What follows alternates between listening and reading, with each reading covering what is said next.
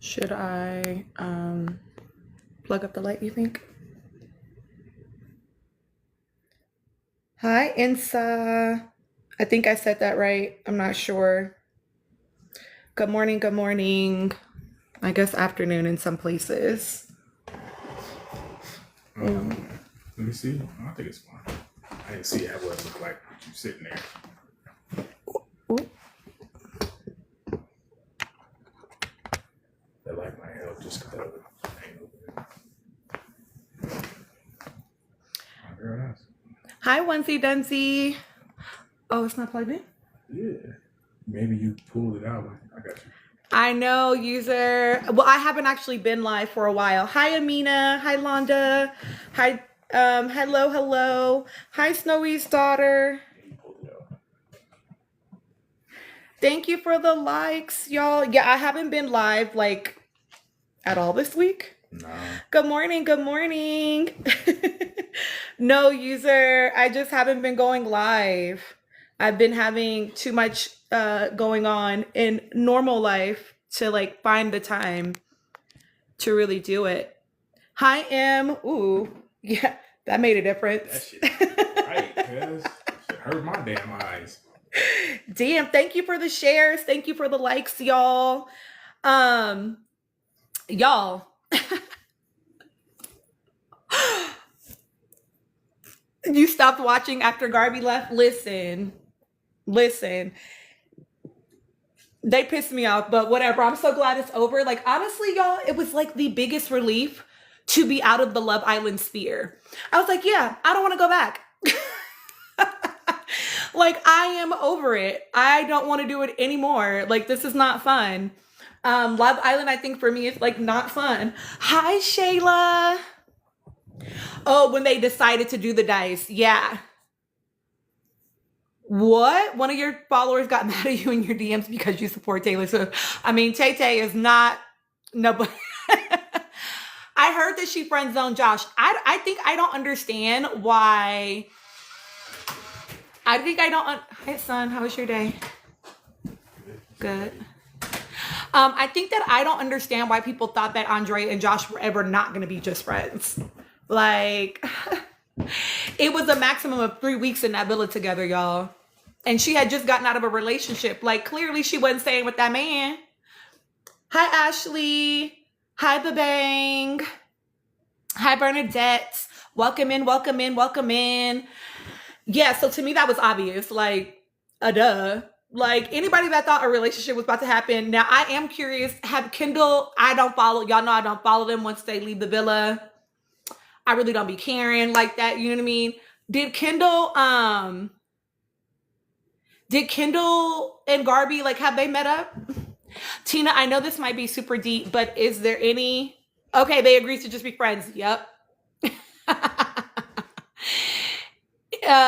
Is there any connection to people projecting because we are social beings? Is it natural for us to want to project to try and empathize with others, and they don't mean to come off to be a projection, but they're just trying to empathize? Hi, Kiana. Yeah, that doesn't shock me. That doesn't shock me that they were like, no. I mean, here's the thing. A lot of times, and I say this a lot of times when it comes to like my content, people will watch my content about people that have nothing to do with them, and they hop in my comments being defensive. And they think that what they're doing is empathizing, but a lot of times it is projection. And a lot of times it's because they are either seeing themselves reflected, and so it feels like a critique or a criticism of them directly, or they can relate to the experience in some way. And so I think that people want to, they think that they're defending those people, but really they're trying to defend themselves. Or protect themselves from whatever they think your assessment or your critique is. For example, I actually came across the video, and I'm going to talk about it a little bit. I came across the video from a really popular like TikToker who like reviews shows, and they were talking about Joe and Madison and that drunken fight. And so many people in the comments are like, as someone that, you know, like he was in the wrong, as someone that like dealt with an alcoholic, like he's the wrong person. I dealt with the abuse of an alcoholic. And I'm like, that's clearly projection, because you did not see Joe doing anything that was abusive. You did not see Joe doing anything that was abusive. You didn't see him talking to her crazy. You didn't see that at all. But you, because you had that experience and you see a person that's drunk, now you are projecting your experience onto that moment and attempting to defend her. When all tea, and maybe a little bit of shade, Madison was the problem in that. Madison's behaviors, let me be clear, were the problem in that moment. Shit, Joe needed to be protected. And I cannot stand, y'all know I'm like, I cannot stand when a woman has me on the internet defending a man. I cannot stand that shit, okay? Huda pissed me off with that shit last season, you know? Why do you have me on the internet having to defend a man? Get it together.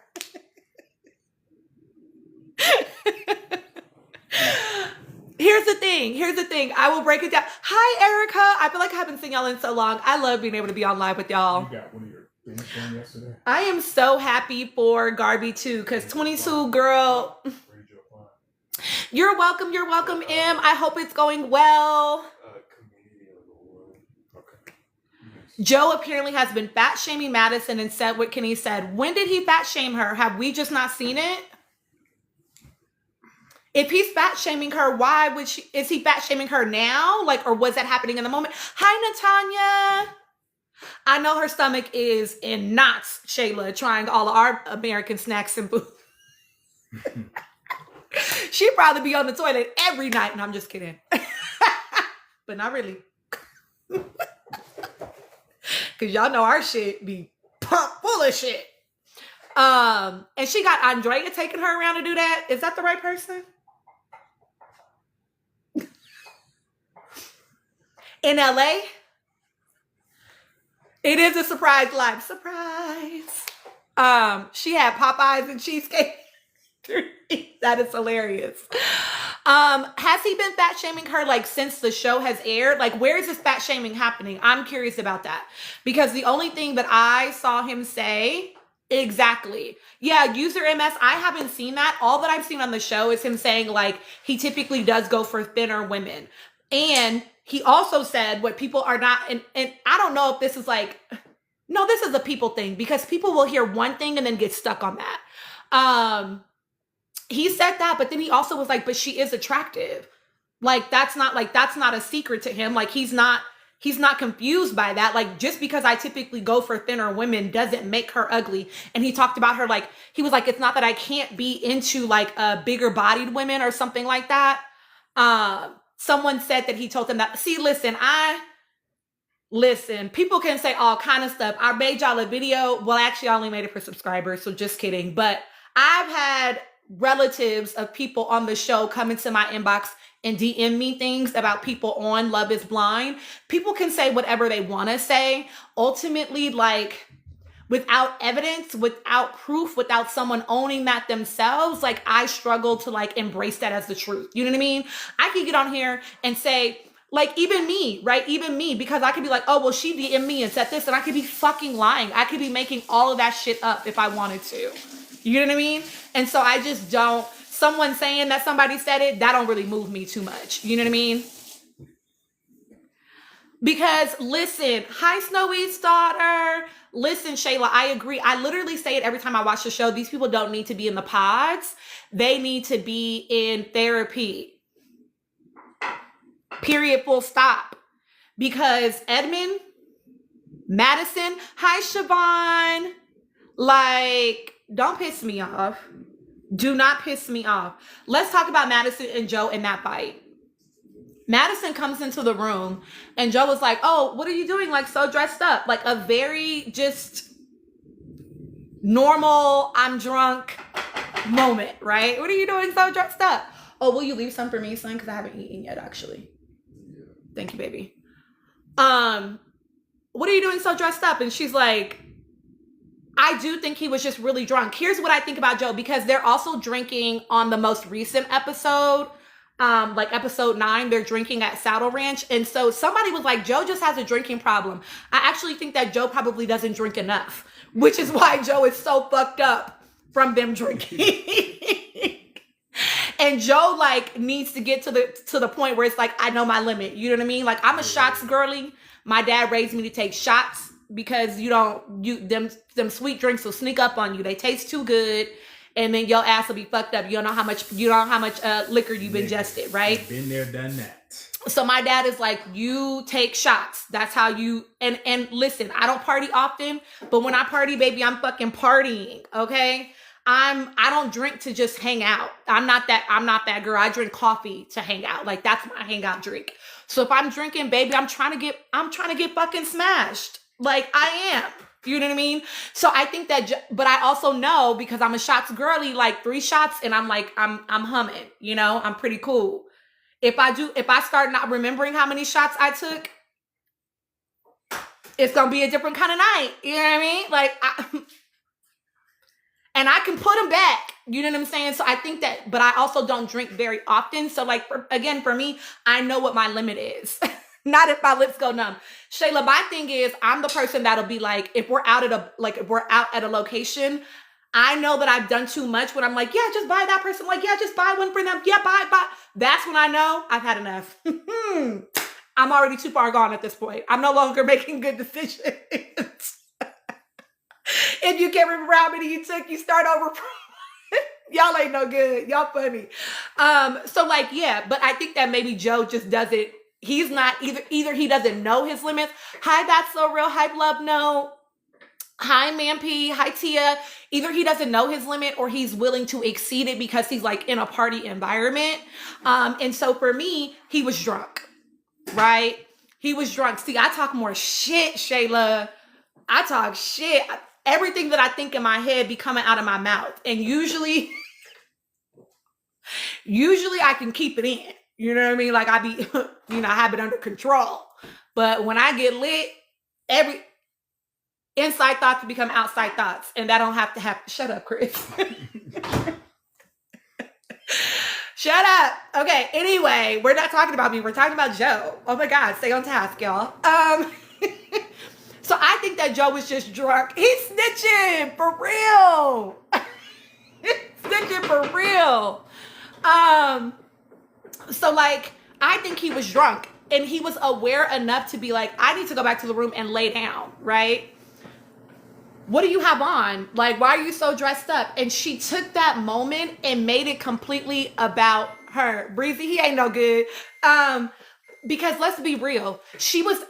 I'm just going to be honest with y'all. I'm just going to be honest, and people can feel however they want to feel about it, but I'm just going to be honest, okay? When she came in that room, she positioned it as though she was in there and she was worried about him. That's how she positioned it, right? I'm worried about you. So why are you talking to me about what was happening at the bar? Because it's not about you being worried about me. It's because you want to talk through what you felt emotionally at the bar, even though you can see that I am so inebriated that even according to you, I'm incoherent. If I'm incoherent, I drank way too much. If I'm incoherent, I had far too much to drink. You need to let me sleep it off. But because your feelings were hurt at the pool party, now you're talking to me about that. And I'm confused because, bitch, I'm drunk. I'm drunk. And now you're crying. It was a manipulate. She was trying to manipulate the moment. She was trying to center herself. Do I think she has an anxious attachment style? So here's the thing. I don't know enough about her to say what her attachment style would be, but I can say it's not secure. It's definitely an insecure one. That's for sure. Hi, Gigi. And I think that she's insecure in general. Here's the thing. Madison is a pretty girl. She's not an ugly woman. She's not even a fat woman by any fucking stretch of the imagination, but she is white. And we're just going to call a spade a spade. In white community, bodies that look like Madison's are considered fat bodies. They are. Even though she is an average size fucking woman, whiteness has an allegiance to thinness in a way that other cultures maybe don't, right? And so in her community, she's considered a fat girl. And in Denver, explicitly, y'all, Denver is a very particular type of state. I'm not saying everybody here is thin. That's not what I'm saying, okay? But It is a very outdoorsy, fitnessy, wellness focused granola kind of state in a lot of ways. Okay.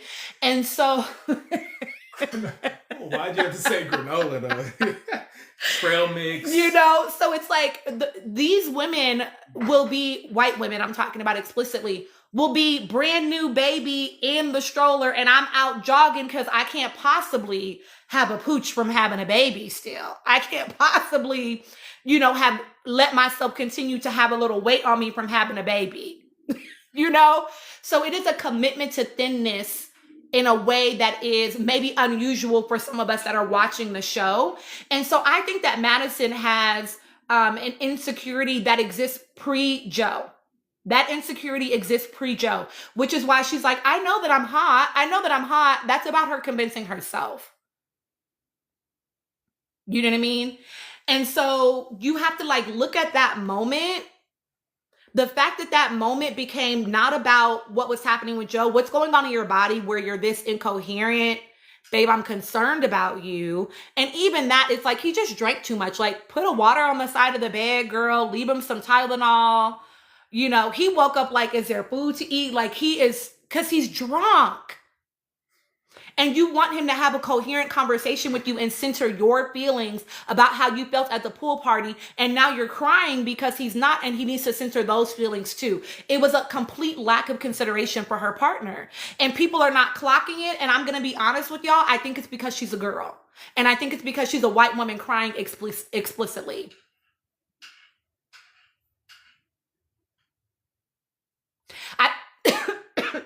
I feel like people have learned nothing from season 7 of Love Island. Y'all haven't learned that just because a person is crying doesn't mean they're the victim. No shade. No shade. But I need y'all to be able to start picking up on these fucking patterns of behavior from people, right? Then when they're in the kitchen, I'm going to have to make a whole video and screen grab portions of that scene and talk it through for people, because I am watching people act like Madison is the victim in the situation. And I want y'all to be curious about why it is so easy for you to clock a crying white woman as the victim in the scenario when she is clearly antagonizing the scenario. I want y'all to wrestle with that. I want you to wrestle with that. I've seen people saying that he was petty. I've seen people saying that he was being abusive. I mean, I've seen all kind of shit. And I'm like, what are y'all watching where y'all are not able to see what's actually happening? And that actually is alarming that y'all can't spot it. For me, those are the type of people that are dangerous in situations when race and gender come into play, because why can't you see that? User MS, listen, it takes practice. You know what I mean? It takes practice, right? But like you said, right? You're also able to see, oh, there's now a pattern of behavior. Annie's hair. You are funny. Her hair is distracting. Then in the kitchen scene, why are you oh my God. People are pissing me off on the internet. He was mad at her because she was too positive about them. What? That's not what happened. That's not what happened. But people get so caught up in what the crying white woman said that they can't pay attention to what actually happened. He literally started with a question. Do you ever feel like?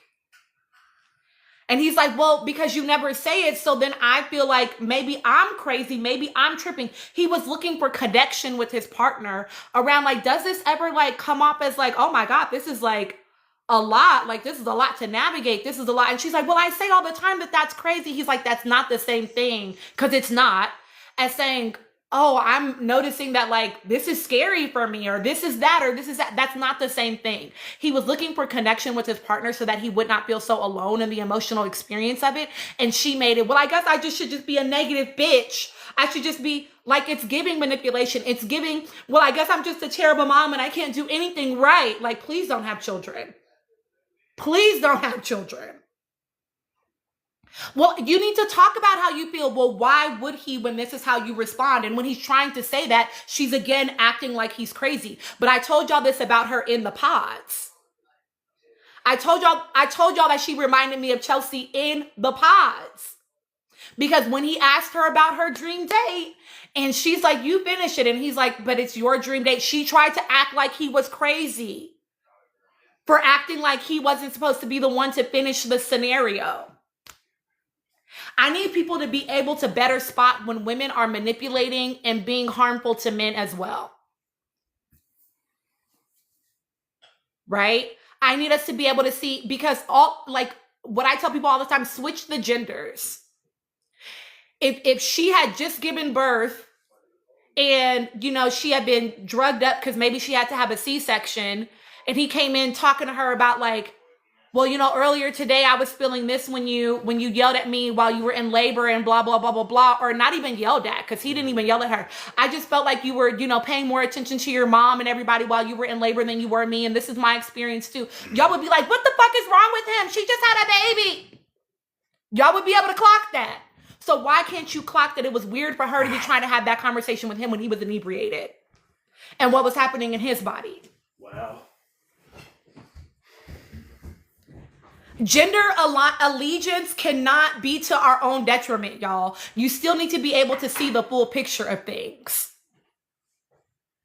And if, I'm going to go there very briefly and then I'm going to leave y'all alone about it. But and this is why people don't have all that smoke for Jeremiah and none for Belly about their dynamic. Anyway,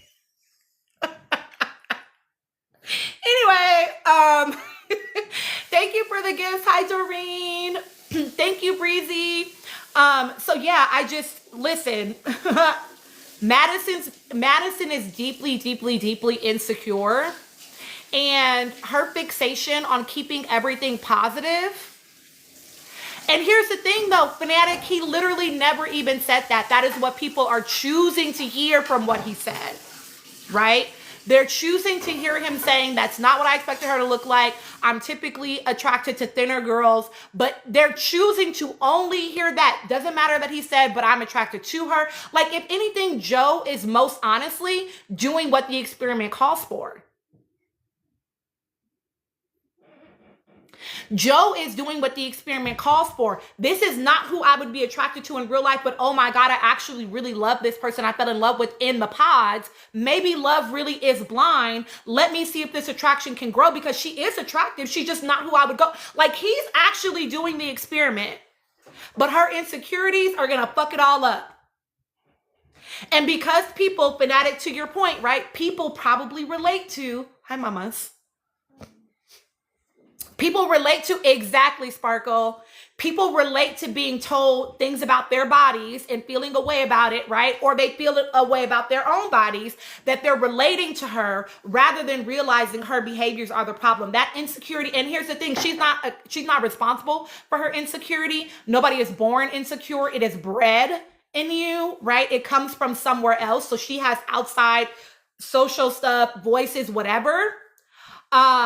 Even Jordan and Megan, I'm concerned about, if I'm honest, user.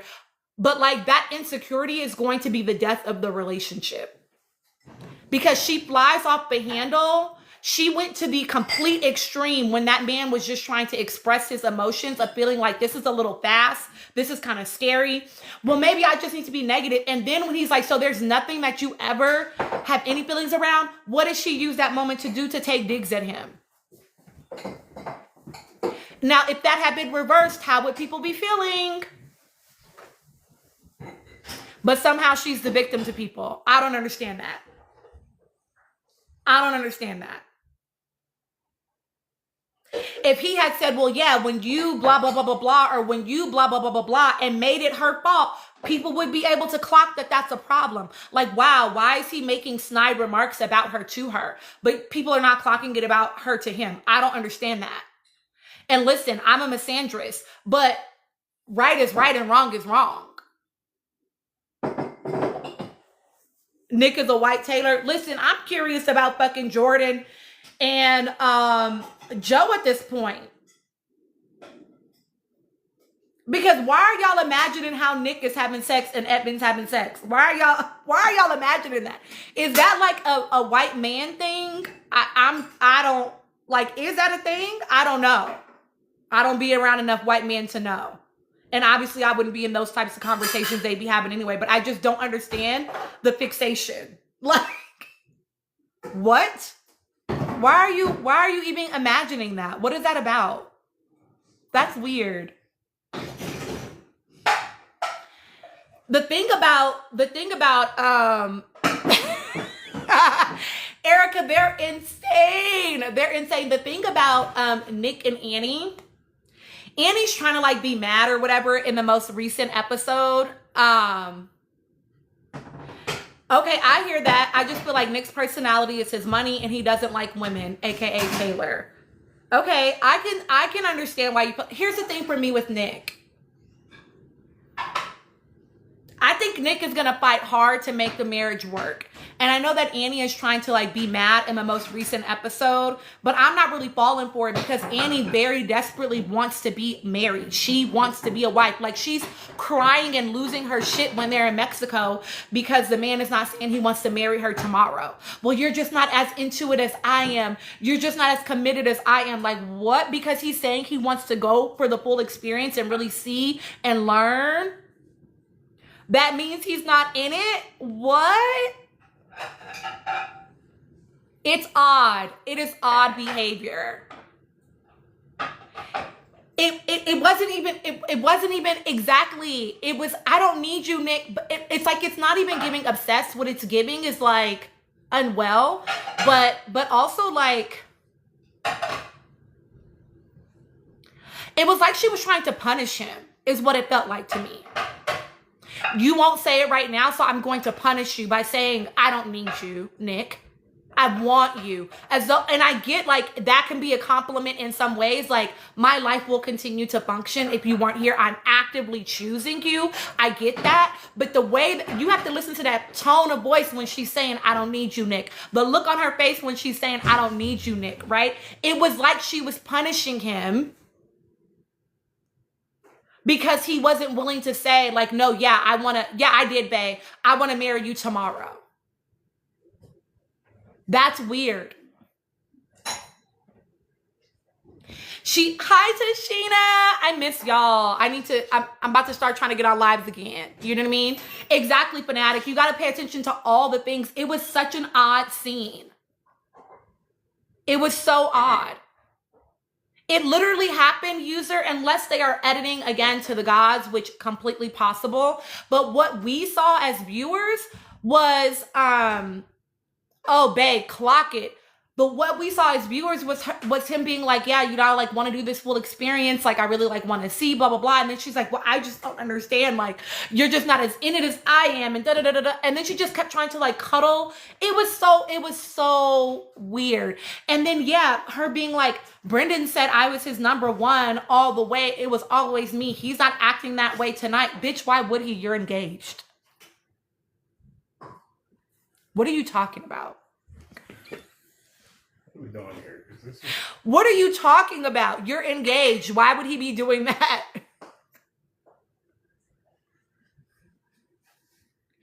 Brendan was far more genuine. Thank you, Gigi. Brendan was far more genuine. And all the guys know it. All the guys know it. It was obvious from the pods that the guys don't really fuck with Nick. And Joe's ass, I'm sorry, that shit was hilarious on episode 9 when he was doing the confessional about Nick. He was wild for that, bro. He was wild. He's a great guy, some would say. Not my guy.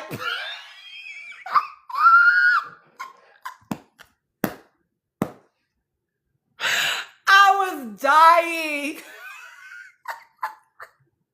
He's like, I don't like that man.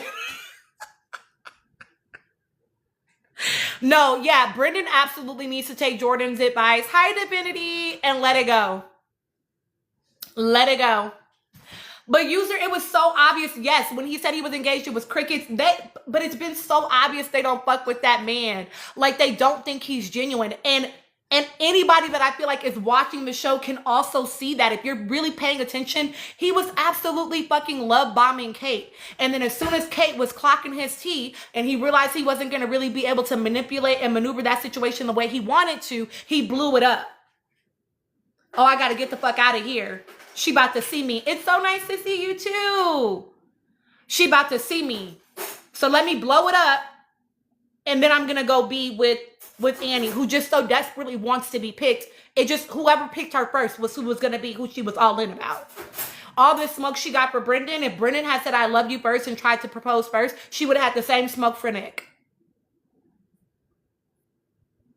And I don't know if y'all have noticed, but I've noticed the boy moms asking the women, what do you love about him? Like, what made you fall for him? But not asking their sons. What do you like about her? What do you love about her? What made you fall for her? How are you showing up for her? I promise whatever, if my boys decide to marry or be in relationships, I'm not that type of boy mom. I'm a mother to sons. I am not a boy mom. Because where is any accountability or curiosity around how he's showing up in the dynamic? And maybe we just didn't get it. Maybe it was edited out. Or maybe they had conversations prior. But every mom so far, Nick's mom to Annie, what's his name? Edmund's mom to KB. Listen, Shayla, him and his mom, it's giving she's toxic.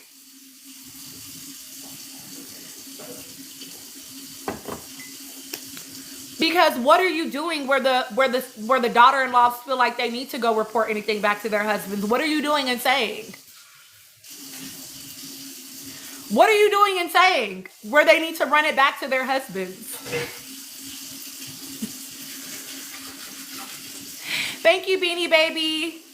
Hi, Blake. Like, what are you doing and saying? That's not for no reason. And then her acting like they're tripping because they're doing it. What are you doing and saying? Because, baby, let me tell you, if my mother-in-law ever tried it, I absolutely am telling your son to fucking deal with you. Because that's your mama. But she's not crazy. But like, yeah, because that's your mother. And you probably don't want me to say what I want to say. So deal with it. Even though Chris wouldn't tell. He wouldn't care. But yeah, like, you shouldn't be doing and saying nothing that they need to run back and go tell. Why are you being weird? And then her acting like her trying to put a baby on them already. Whole time, she said looking at the girl's Instagram, but it was a no for her. So now from this one conversation, you ready for grandkids already? Nah, girl, miss me with that shit. And I know that somebody said, I don't remember who said it, but they were like, I think KB might still marry Edmund. I actually think that KB is very sick of Edmund at this point.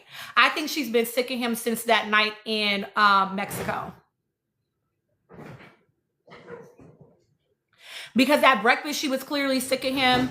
And then this moment happened at Stampede. He keeps comparing their relationship. He already knew that was a problem.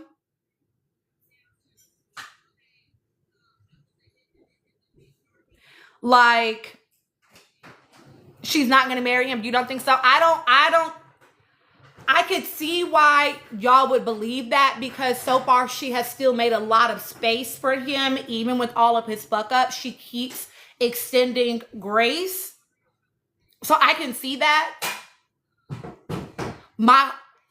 Whether she marries him or not, it ain't gonna work. I will say that. It ain't gonna work.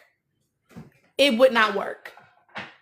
Because who he is, he needs too much still. And I've been saying this since the first time I seen him on the screen. Hi, Lex. He needs to be in therapy, dealing with his shit, right? She told him in the last episode, every question I ask you, you don't answer the question. You don't answer the question. What have I been saying to y'all about that man? He is emotionally avoidant. He does not have the depth or the emotional intelligence to have challenging conversations. So he defaults back to, I love you. Hi, Nikki. I love you. I just love you. That's not enough, motherfucker. Love ain't enough. Love is not enough.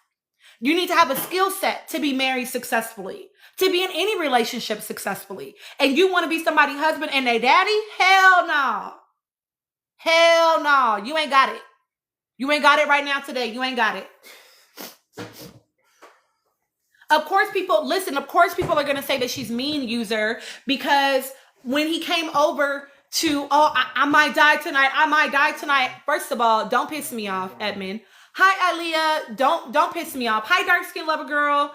Because why are you spinning that narrative about that black woman? Why are you spinning that narrative about her? And then Jordan, was she yelling at you? Did you fucking hear her yelling? Why would you think? That shit just be jumping the fuck out. It be jumping the fuck out. Because why would you ask that? Did you hear her yelling? And Edmund ain't shit. I might die tonight. Shut up. That nigga was doing way too much right there.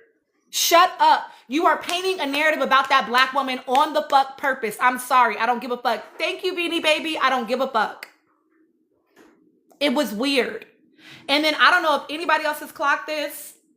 I'm going to say something that's hot. Okay? Did anybody else notice that during the pool episode, and I know that production is probably asking questions, right? But they chose to edit in the moment of him saying whatever he said about Annie and her hair and how he really liked it and blah, blah, blah. And then at the Saddle Ranch, she's also the woman that he's choosing to compliment. Oh my God, wow, that's so nice to hear that. Like, I noticed that that's the woman so far that we've had in our edit of him seeming to pay attention to. And I'm curious as to why.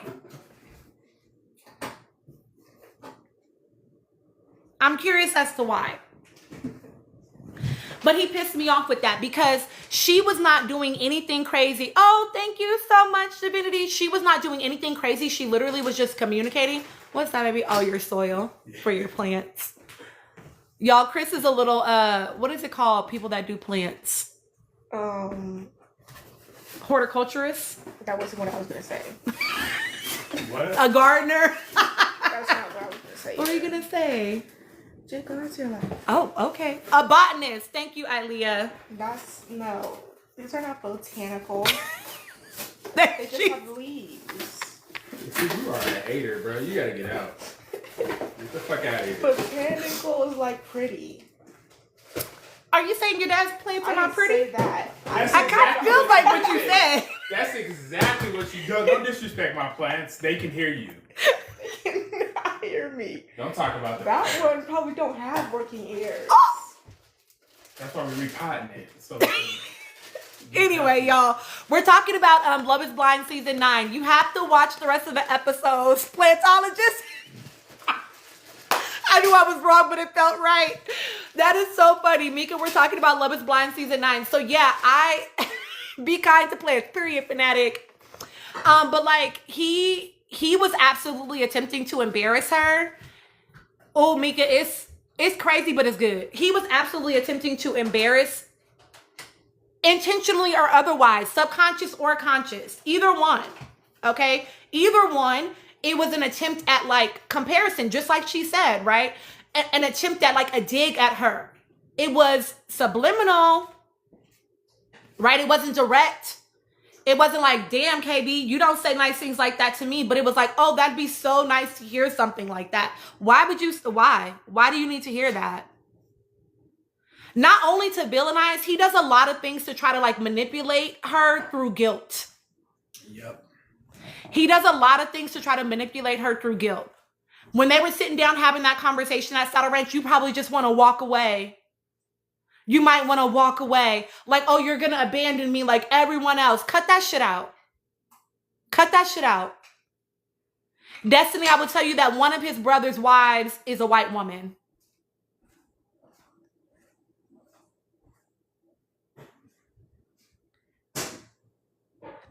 Exactly, Shayla. And then when they were sitting at breakfast the next morning after they had that whole big blowout about not having sex the night before, and she's like, but you knew this before we even left the pods. In that moment, he did it too. I just really want you, KB. I just want you so bad, KB. Okay? And my boundary is my fucking boundary. Respect my motherfucking boundaries. That's giving a nigga that act like he ain't gonna be able to wait 6 weeks after the baby is born. Get the fuck from around me. Get the fuck from around me. Hi, me, myself, and I. Absolutely not. Absolutely the fuck not. Yes, Edmund.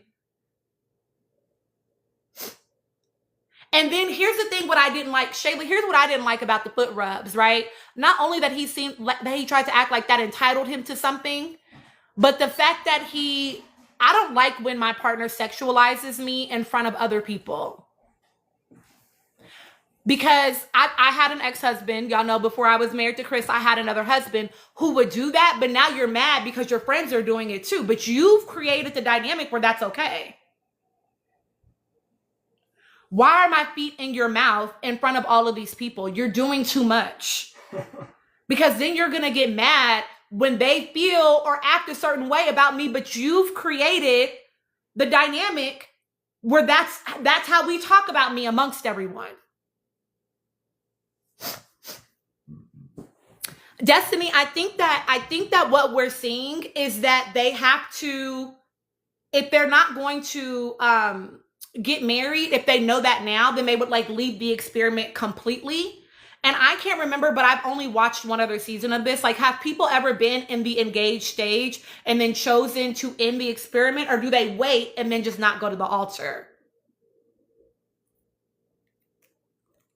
Well, some people don't make it to the altar, right?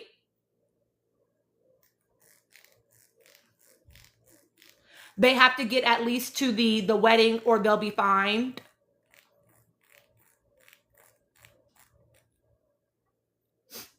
Do you mean they have to like make it to the wedding? Like, oh yes, Ilea, they're so good. I'm wondering if like, it's like, okay, you at least have to get to the wedding day and then decide yes or no, or you have to pay. Yeah, Jimmy and Chelsea, that was the first season that I watched where I know she didn't go to the altar, or somebody didn't go to the altar, I don't remember. Okay, they quit the day before the wedding, yeah. Hi, Karma. Okay, some people don't make it to they were sued. Oh. Okay. Okay, I see. Listen, so my thoughts about Anna and Patrick's conversation is Patrick needs to own that he fucked up.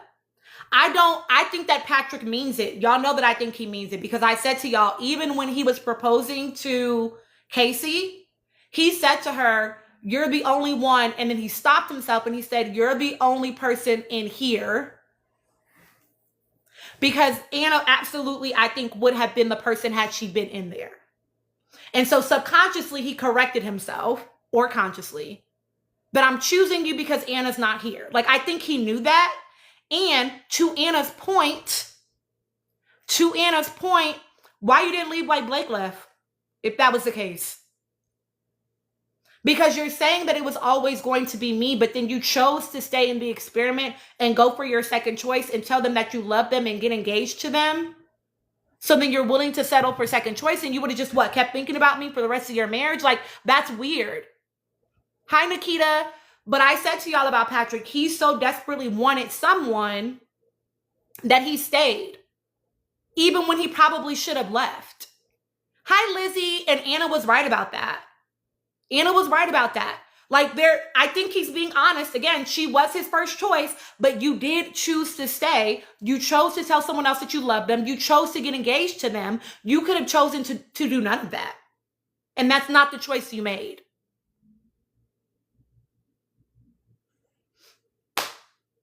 And not only did she leave him writhing, but Casey, you're not even gonna give the ring back? Oh, you tripping. Yeah. You tripping. You're tripping. She has a lot of fucking audacity, as far as I'm concerned, to not give that man that ring back. You were engaged for like 3 hours. Give that man his shit back.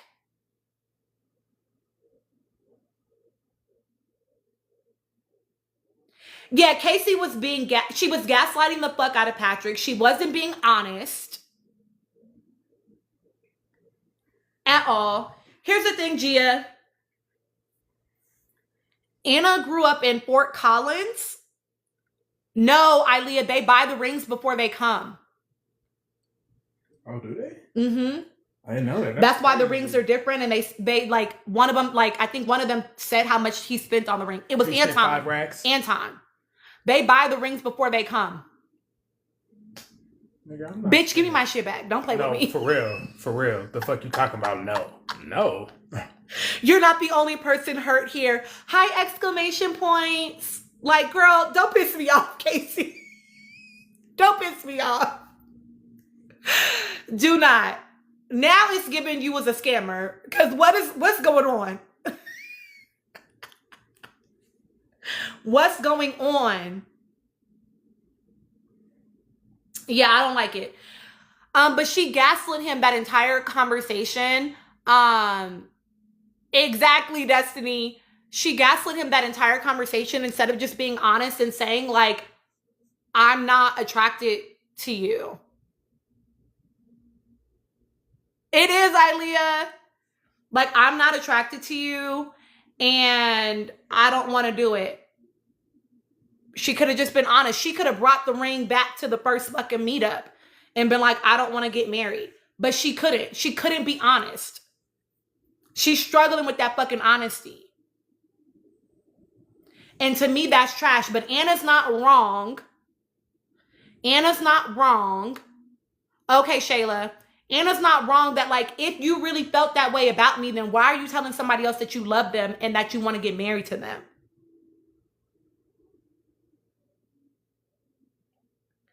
She wanted to go on Love Island. I feel like all of these people are too old to be on Love Island, right? Like, aren't most of them like 35 plus? Personally, I don't want to see no 35-year-old. Justine was pissing me off at 32 acting how she was acting. I don't want to see no 35-plus-year-old acting like how they be acting on Love Island. Allie is the youngest at 26. Okay. Hi, Kemma. Hi, Sparkle. And here's the thing about Allie and Anton.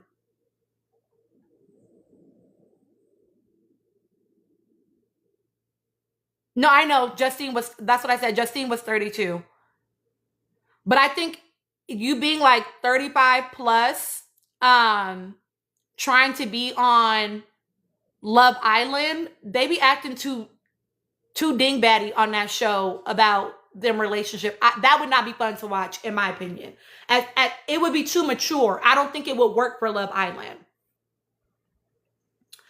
Okay, Anna. Oh, yeah, Anna, I'm not even going to say she's a ghoster. Anna, I mean, I guess, yes, she is technically, right?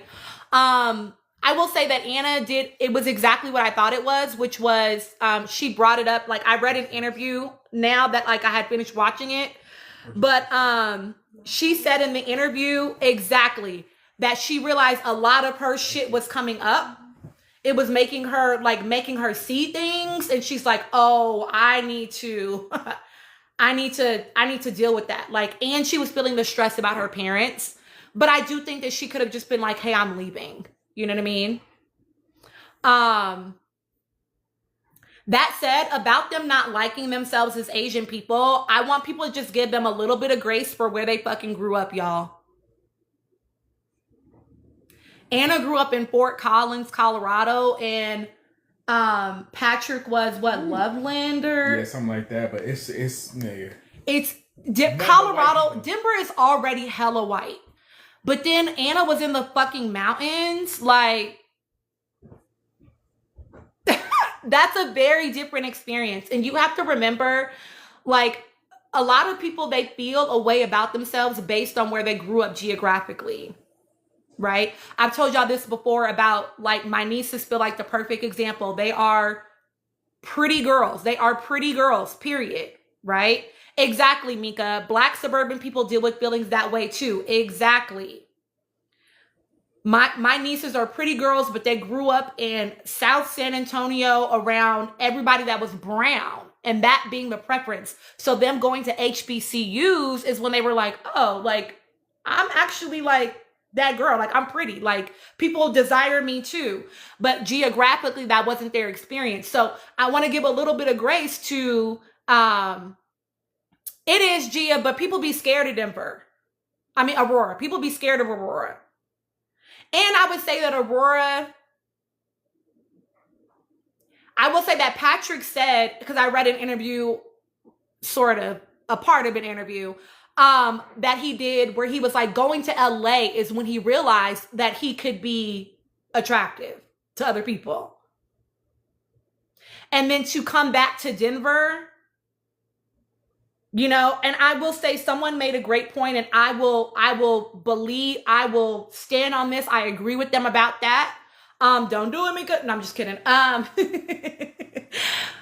But here's the thing. At some point you do get to decide the circles that you move in.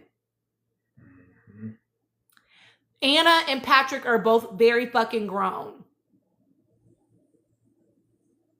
You absolutely could decide to be in community with more Asian people where this would not be so abnormal. It does, Gia. As someone that lives in Denver, I will say that there are groups explicitly made to find people that look like you, though. There's a whole Black in Denver group. There's a whole Colorado Springs Black Community Connection group, because it can be hard to find community here. And then I'm just going to keep it a buck, at least as a Black person here. When people have been born and raised here, they're a different type of Black than like my type of Black. I grew up in Los Angeles. A lot of them have an allegiance to whiteness that would not make us feel like community, even though we are both Black. So what I wonder about, because I have Asian friends that are extremely involved in Asian community here in Denver, right? That are very invested in the history and their culture, right? And so they are making choices to not be in community with people. Yeah, I live in Denver. They're both making choices to not be in community with people that would challenge some of the things that they feel, right?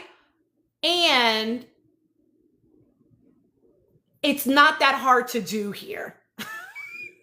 It's not that hard to do here. Like, you would have to actively seek it out. And I'm not saying that they shouldn't. Again, they are both very grown.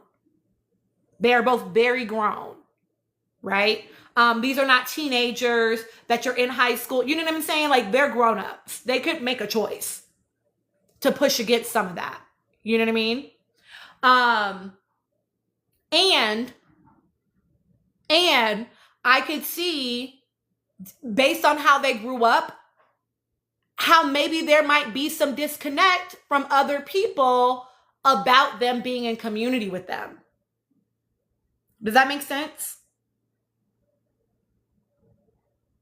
Like, if they have an allegiance to whiteness in a way that is uncomfortable, then they may not be as readily accepted or as embraced, right? They would have to find very explicit communities that can help them to sort of deconstruct that and can walk with them through that process. It is possible, but they would have to find the communities that can do that.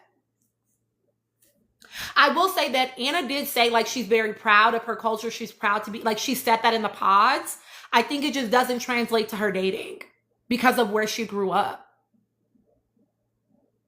Like, it's hard enough to be the Asian girl, I'm sure, in Fort Collins. It's a whole nother thing to choose to be the Asian couple in Fort Collins. Do you know what I mean? Like, Chris has had the experience, and y'all know that we're not even 40 yet. Thank you so much, Phoebe, for the follow. We're not even 40 yet, and Chris has had the experience where he has been quite literally the only Black boy in the school in places in Colorado, in elementary school. And there was one Black girl. That was middle school. Oh, that was middle school. My bad. Yeah.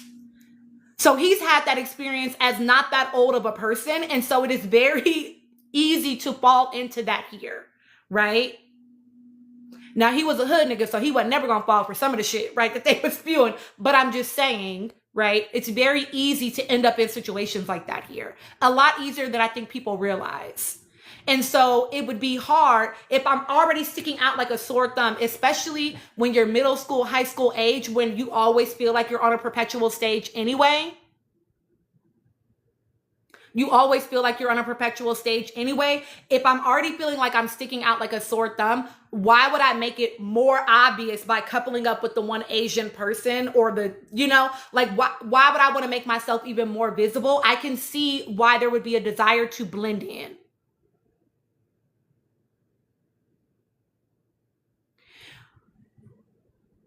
There's a pretty big Southeast Asian community in Fort Collins. I mean, there is in Denver. There's lots of Asian communities in different places of the state. The point, but the question is like, right. Did she get access to those?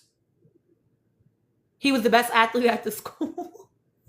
Did she get access to those communities? How did her parents raise her? What did they like? What spaces did they put her in as a young person? We don't know those. We don't know those answers. She didn't give us that information. But it can be very easy to not be in those. You would have to seek them out again. And so if she was not raised to feel like that was a priority, if they felt like enough of the culture was coming from home,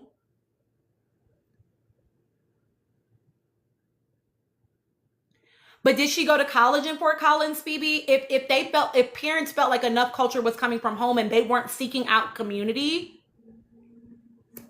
then it's very easy for her to not.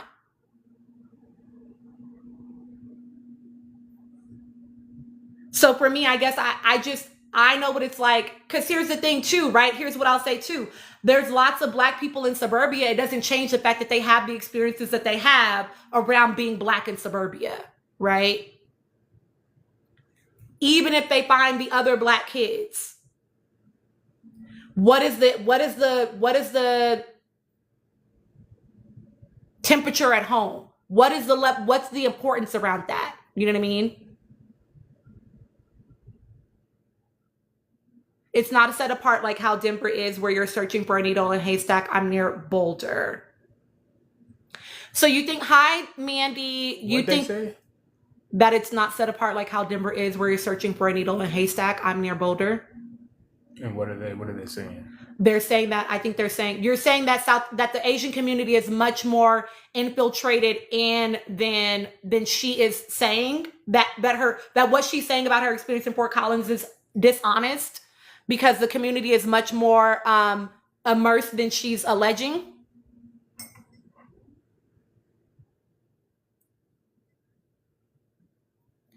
And Gia, what did your parents think about Blackness though?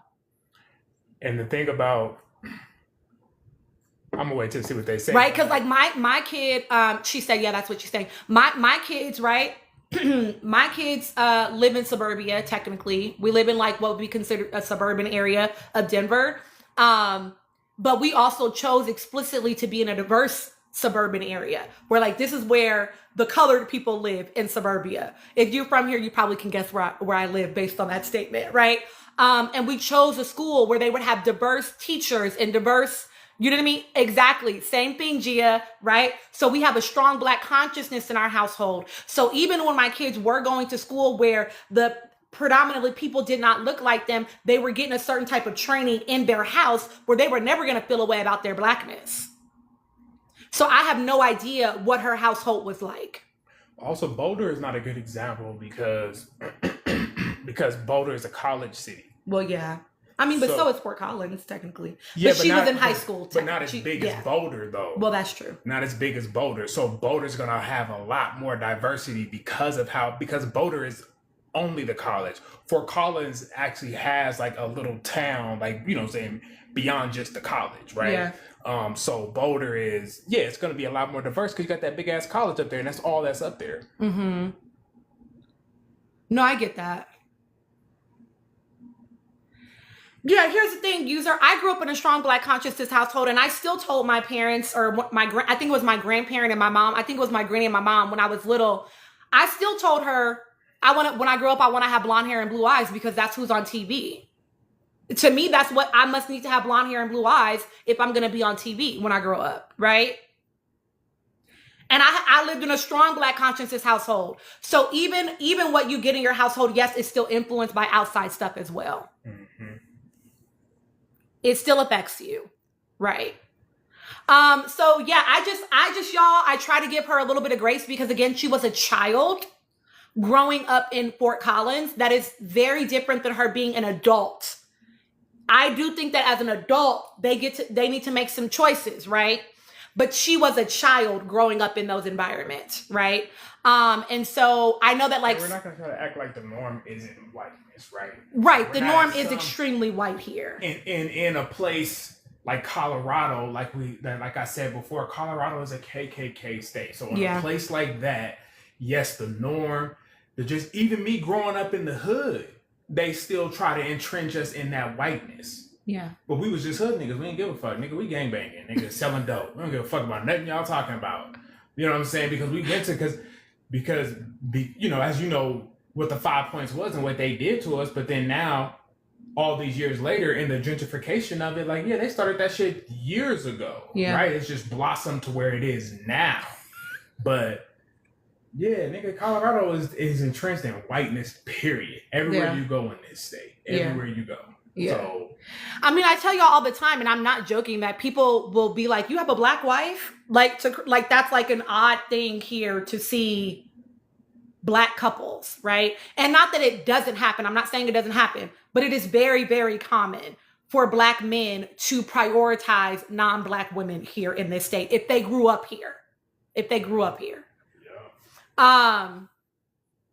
So anywho, I agree, user MS. I agree that I think that at this point she is old enough to make some different choices. He is not playing, Shayla. He is not playing at all. She said Chris is like, she said Chris controlling. She said Chris said, we was gangbanging. Fuck out of here. Nah, for real though. Dark skin lover girl, that's because he with a Cali girl. He with an LA girl. No, people never think that Chris is from Colorado. Never. Like, they always think he's either from Miami or LA. Partially because of, like, how he dresses, but also, like, how he carries himself. He does act very different than, like, a born and raised Colorado person. But he was, y'all, right on the east side. What they call Rhino now, but it's really 5 Points. A historic Black neighborhood. But yeah, anywho, so I try to give her some grace. I don't want to say that I think she discards her culture because I'm just a person that, like, I choose to believe you until I can prove that you're lying to me, right? Oh, period, Gia. My family is all up and through 5 Points. Yeah, it's from here? No. She says she knows 5 Points. Oh. But like, when she says like, I'm proud of my culture, I'm proud of like I'm gonna believe you until you tell me that you're not. You talking to me about your dating preferences doesn't mean that you're not, that I'm just gonna say, oh, immediately you don't like being Asian, right? Like, that's not what I'm taking from that. Is you just don't like dating Asian people, and there can be a multitude of reasons why. Oh, you have good friends from Colorado, they're Black, Gia, period. Yeah, 5 Points was like a historic. And I do think that those preferences are, I will say this, Christina, I'm not giving her no flack. I'm not giving her no like flack per se, but I'm noticing because those preferences are definitely rooted in something that is anti-Asian, right? Because she also said if you were Asian, I would typically write you off in the past, right? And that's we're not fucking with that, right? And I think it's okay to critique that without me then jumping to she must hate being Asian, right? I don't want to put that on her. Yeah, Gia, 5 Points has a very strong Black history. One of like jazz. It used to be the biggest Juneteenth festivals in the nation at one point. Some of the first Black cowboys ever was from Colorado. In that historical area. Yeah. My cousin actually owns a brewery in 5 Points. So my family is very entrenched in Five Points and Park Hill area, because my mother's side of the family is from here. We just grew up in don't let Tay Tay hear that. We just grew up in LA. My mom grew up in LA, and then all her children were born and raised in Los Angeles. Anywho. Okay. Well, she was born there. Don't be on my little sister helmet, y'all. She wasn't raised there. She was raised there until she was 6. She a different nigga. She a warrior nigga. Nah, she a different nigga. She a hillbilly. She is from the hills. She a you hillbilly. Right. You right. That's so funny. Okay. Anywho, hi Kingpin. Anton and fucking Allie. I was living for the scene with the friend that's like, no, girl. Here's the tea, right? And that's the beauty of, she's like, well, we didn't meet family. We only met friends. But that's the beauty of friends, is I'm going to be able to get the real shit, because sometimes your friends don't know when to shut the fuck up. So if I just sit back and listen, I'm going to get the real deets. Now, here's the thing I don't understand about Allie. And I'm just gonna say this. Yeah, I'm just gonna say this. People are wondering why KB is still with Edmund.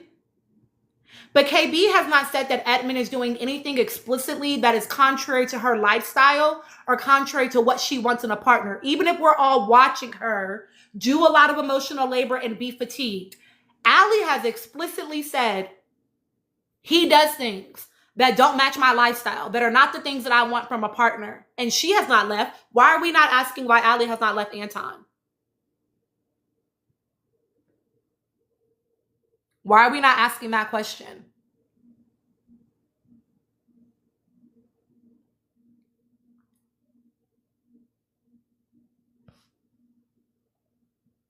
I think that Allie is very clear. She wants, and what's so interesting to me, and again, this is that conservatism, y'all, because she's only 26 years old. The rush to get married is interesting, right? Allie absolutely wants to be kept. She's already talking about going back to school full time, and she's going to need to be financed in order to do that. She comes from a level of privilege that we all should have access to, which is great, right? Of being able to, like, I just went and stayed with my parents so that I could focus on going to school. That's amazing. But now she wants to get married. So you're asking this person, not only will you marry me, but will you finance my life while I do this for the next however many more years she'll be in school, 2 years, 4 years, whatever it's going to look like, right? And the thing is, what I don't understand about these women, and this goes for Sparkle Megan, this goes for Allie, this goes for Annie, all three of them. They swear that they want this like traditional gender rolled relationship, but they are doing things contrary to that. Annie has a business that she's pouring into full time. Megan is starting a business and willing to finance her and Jordan's life to an extent. And Allie is getting ready to go back to school for another degree. Like, are you? It's giving CK's wife, where it's like, I'm so conservative and feminism is so terrible, but I'm doing all these things that feminism made a way for me to be able to do. Like, what? What? It doesn't make any sense. It doesn't make any sense. And they don't realize the disconnect, I think, that's happening. And that's going to be really interesting when it shows up in whatever relationship, whether it's these ones or future ones. It's going to be very interesting when that shows up. Because there's a disconnect between what you're saying you want versus what you're actually doing. Just own it. Exactly, Gia. Hi, B. Just own it. I don't think Allie and Anton are going to make it, because Anton, even if he's a reformed, maybe he doesn't want to be a party boy anymore, to y'all's point, right? Like, maybe he is reformed, right? If you notice, he's one of the only guys that doesn't really get caught up in the drinking. He doesn't really, like how they show up, he doesn't show up like a dude bro when they're out. And that could be for a lot of reasons. Maybe he just ain't fucking with them, right? Because all of these men are white men except for Edmund, right? Anton is a white man, like he's Russian, right? But he may not relate to like an American white man. You know what I mean? Y'all know what I'm talking about, right? But when his friends met up with them, they were people of color. So he just may not also like be catching a vibe, which is why he may not be showing up like a dude bro with them. Like maybe he's more that way with people that he's more comfortable with, right? But I do notice that he doesn't get caught up in the drinking. He doesn't do all of that, right? But what I also find interesting is her saying like he comes home every morning and he drinks before he like lays down. So he even if he don't want to go out to the strip club no more, he still do. And she said, I don't want a partner that does that. So it still is something contrary to what she wants for her life. And so you know that, just own that and walk away.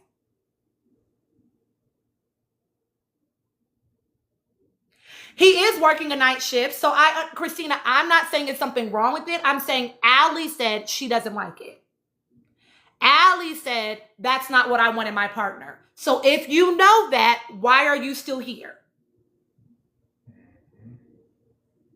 And I don't think it's, again, I'm not judging it. I don't think it's like, I do understand a man getting off of work or a person getting off of work and feeling like they want a glass of wine or a beer, whatever. That's whatever. I don't give a fuck about that. Okay.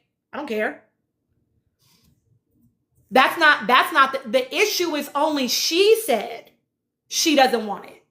She said, that's not what I want in a partner. So then you need to stand on that. You need to stand on that. And why are we questioning KB for being with Edmund, but I don't see the same questioning happening for Allie with him? Are we being harder on KB? And if so, why?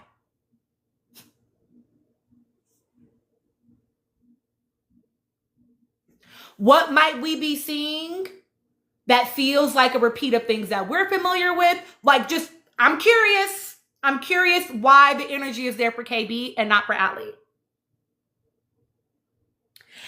And that's the thing too. I feel the same way, B. This season, I don't know about any of the couples. At first, and I stand by this, I do think that Jordan could be really good for Megan because he is, I think, more of what she might need versus what she thinks that she wants, right? Because again, she's saying she wants a traditional life, but that's not the life she's living. So I think she actually has to have a man. Thank you, Ginger. I think she actually does need a partner that is willing to be a little bit more non-traditional in practice, right? Whatever she's saying out loud, she needs a partner that's willing to be a little bit more non-traditional in practice because you're doing non-traditional things, but saying that you want these, gendered roles, right? So I think that he could be a good fit in that way. But I also think that, again, the decorum piece, she moves in certain spaces, that money piece, I think that's going to, be, yes, he is B. That's going to be the downfall. It's not that he don't have money. It's that they have different relationships to money.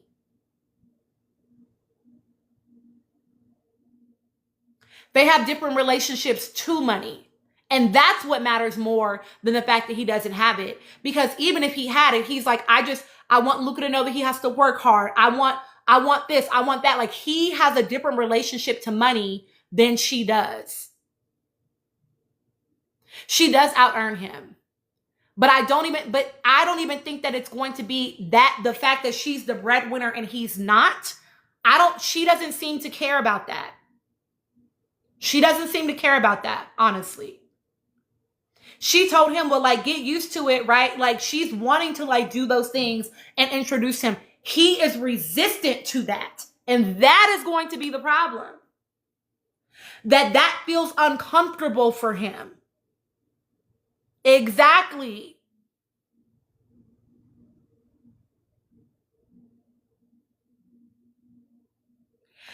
I can understand her saying mom and not stepmom. I don't remember whether or not she said, I don't remember what she said.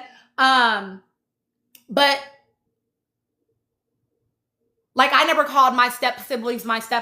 They were just my siblings. You know what I mean? I call my stepmom because that bitch is my stepmom. Because she married to my daddy.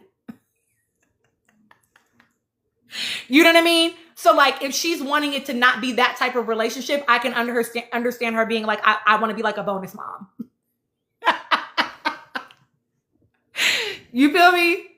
And so exactly, he looks shook with that, right? And I think he's being very honest about his like limits, et cetera, et cetera. But I think that their different relationships to money is what will be the hard thing. I think that will be the relationship to it is what's going to be the challenge, I think. Because he's not like, oh, I would do all of those things if I had money. He's like, I'm simple. I like simple things. I believe in hard work. Like he's a blue collar guy. He has said that. So he values the way his relationship to money is just different. Because Sparkle Megan is weird. Like that's weird. Why are you introducing yourself like that, girl?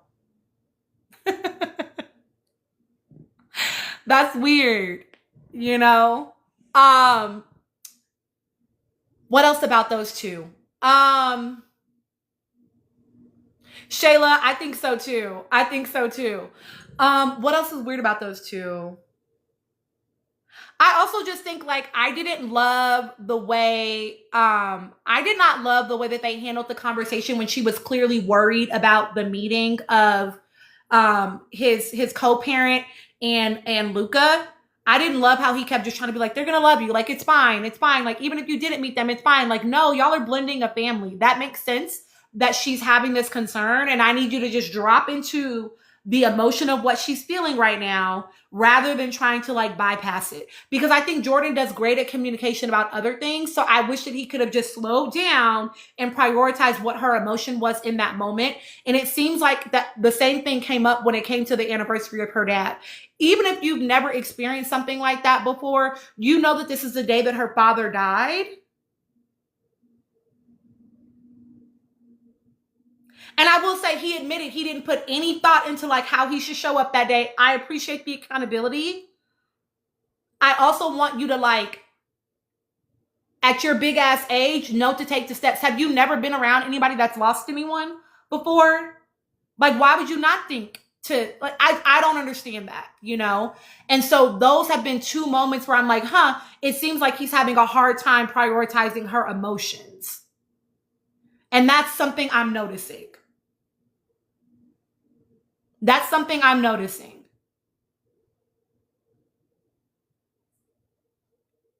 They could have been bougie together. So yeah, I don't know, y'all. I don't know about them either, honestly. Yeah, that's how it feels, user MS, at least about that, right? Mike was terrible. We did talk about Joe and Madison. Madison needs to go to therapy. Joe needs to escape immediately. I do not like the fact that Joe keeps apologizing when he's not wrong. Hi, Miriam. I don't like that.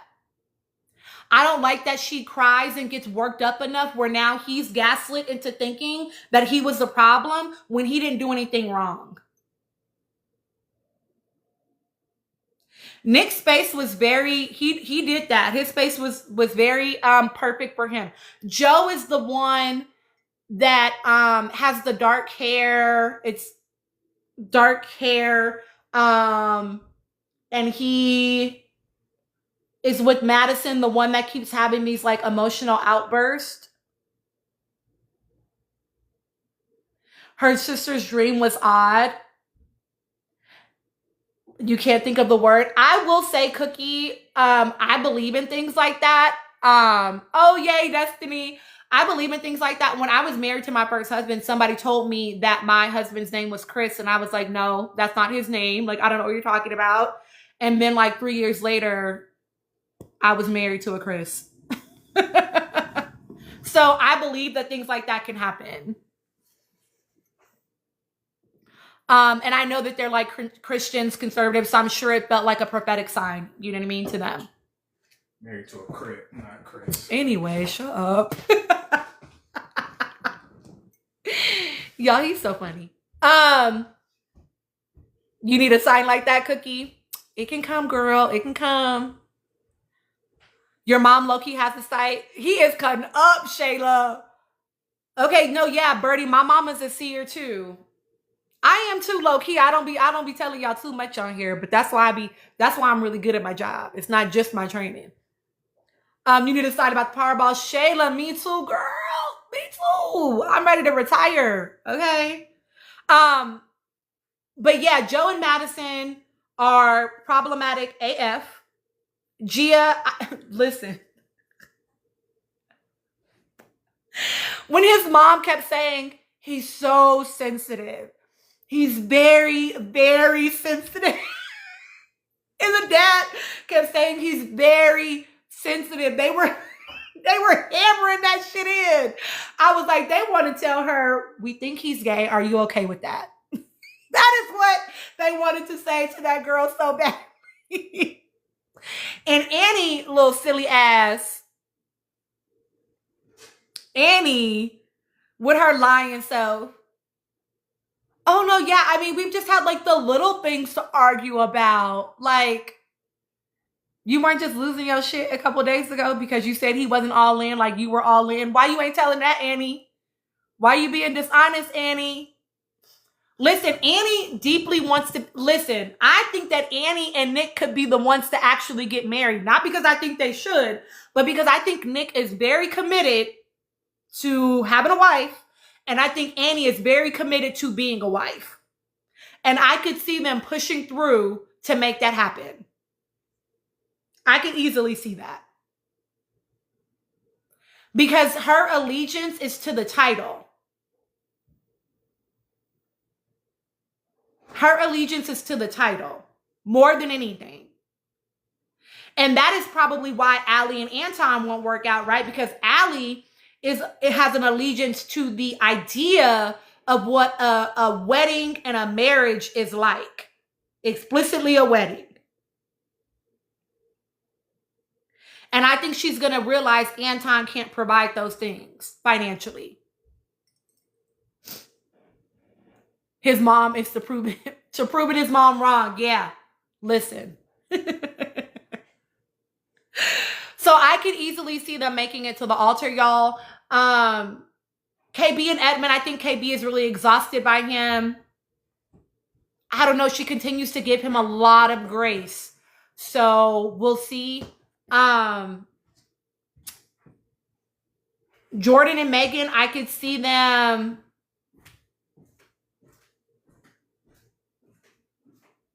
I don't know. We'll see how it goes with Luca. Like whatever. I know we're not going to see Luca on camera, but like whatever she feels about that meeting, I think will also inform how they move forward. And then again, those continued conversations about the money, I think will inform a lot of the decision that she makes. You think she feels bad for him based on his life story?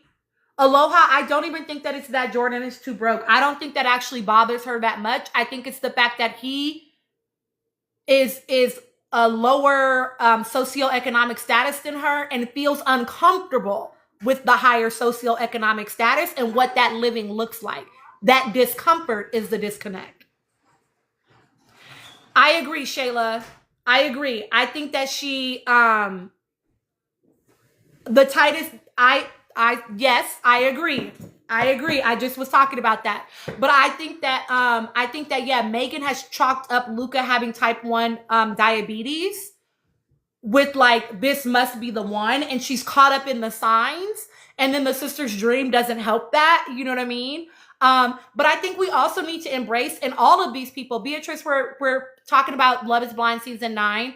I think everybody needs to embrace the fact that like people can be a part of your life for a period of time. You don't have to marry this person like that. Just because you're supposed to get something out of this relationship does not mean they're supposed to be your lifetime partner.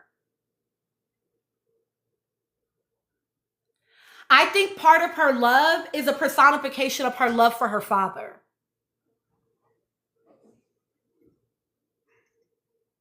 It's about being able to reclaim. Listen, the thing about grief is one of the beautiful signs one of the beautiful like things that I learned when my brother passed is like grief. The experience of grief is really just you have this love for this person that you don't have anywhere to put anymore. because that person's not tangibly here. And so I feel like part of her processing of the grief is like, oh, I've found somewhere to put my love. Sorry, Shayla. It's about knowing where, like having somewhere to tangibly put her love for her father.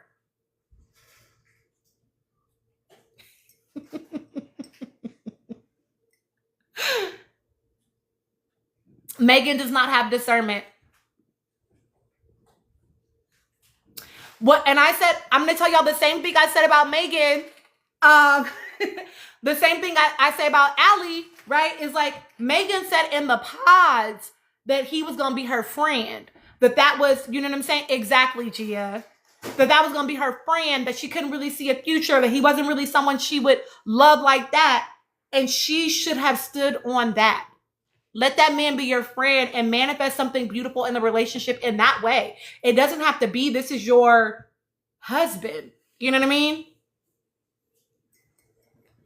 That's my opinion. I think that we need to embrace more often as a culture. I think we need to embrace more often as a culture the idea that a relationship can be an experience, and it does not have to be always working toward forever or being together forever. I haven't, me, myself, and I. Right? And so I think that like people need to embrace more often that like this, even if this ends, that doesn't mean nothing was good about it. That doesn't mean it was a failure. It means I did what I needed to do. I got what I needed to get. I gave what I needed to give. And that is beautiful in and of itself. It does not have to be forever for it to be good. And not every relationship has to be approached as the person that I'm going to spend the rest of my life with. But these are all very conservative people, not all of them, but a lot of them, very conservative people, Christian values. And as someone that grew up in the Christian church, I know that you date to marry very often. That's the culture. You date to marry.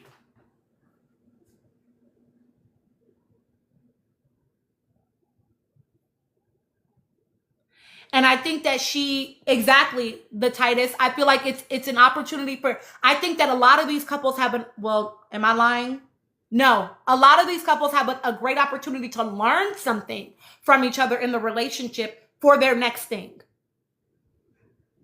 But I don't see a lot of these people I don't really see any of these people as in game, right?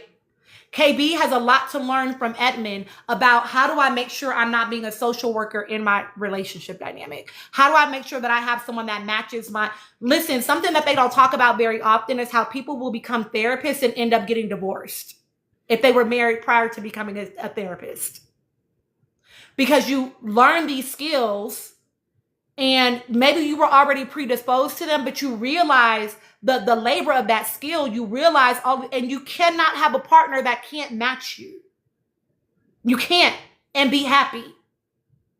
And so a lot of people will become therapists and end up getting divorced. And so it's really important that your partner have this. And so she needs to learn that lesson, right? I think it's a beautiful lesson for Megan to learn around, okay, I think I want this traditional lifestyle, but what am I really willing to give up in order to have it? Am I willing to not start a business and build that? Am I willing to, what am I willing to adjust? That's the lesson that she can learn. What's his name? Jordan can learn a lesson about his relationship to money. Why does it feel so uncomfortable to have nice things for me, even when I have the ability to have access to that? Me too, the Titus, I said that earlier. Why does that feel uncomfortable for me? Is there a fear around if I spend the money, then I'm never going to get the money back? What is that about? Right? So there's something for him to learn as well. I think it's also a beautiful opportunity for Joe and Madison. Madison can learn, how are my insecurities showing up and sabotaging my relationships? And Joe can learn, when am I stepping into a space where I'm taking accountability for things that I should not be? How can I be in a relationship where the person can hold my stuff the same way I can hold their stuff? I think there's a lesson to be learned for everybody if they allow themselves. But I don't think that a lot of these people should be seeing this as endgame.